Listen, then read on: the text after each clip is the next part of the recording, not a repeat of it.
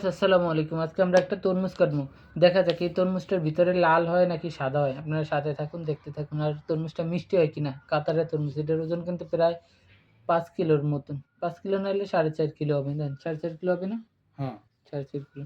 আর কাতারে কিন্তু তরমুজের অনেক দাম। তো আমরা এখন দেখব। কফিলে দিয়ে গেছে, এটা কফিলে দিয়ে গেছে। আমাকে গিফট করছে। দেখা যাক এখন আমাদের নসিব কেমন।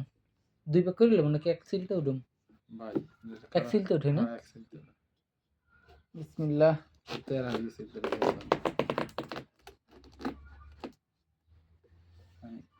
মোড়ারি এক সিলতে কাটিয়ে দুজনে ভাগ করি। তোগো সব কটা হালাই দিয়েছ।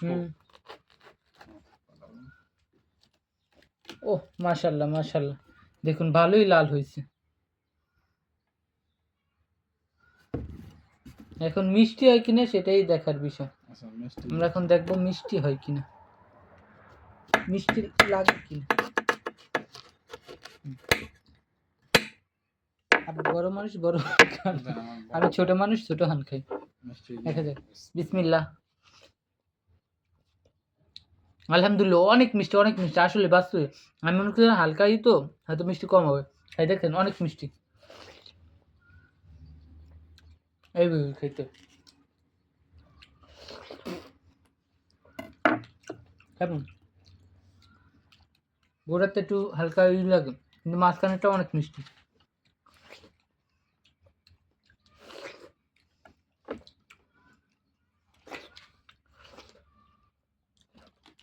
কে আগে শেষ করতে পারে?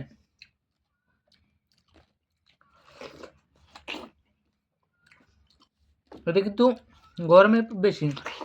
আর অবশ্য কাতারে সবসময় পাওয়া যায়, সব কিছু সব ফল সবসময় পাওয়া যায়।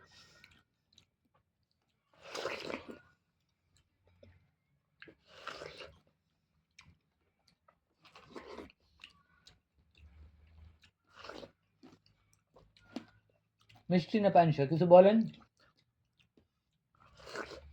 মিষ্টি আছে, অনেক মিষ্টি। সাইড দিয়ে একটু হালকা মিষ্টি, কিন্তু মাঝখান দিয়ে অনেক মিষ্টি। খাওয়ার সময় কথা কইতে হয় না। বেয়াই খাওয়া নিয়ে ব্যস্ত, খাওয়ার সময় কথা বললে তার ডিস্টার্ব হয়।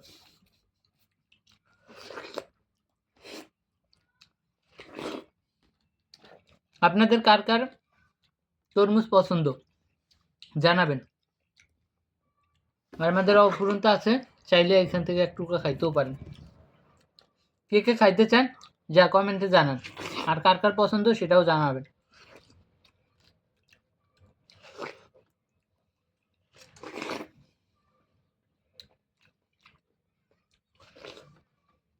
ভাই ওকে, বন্ধ করেন না।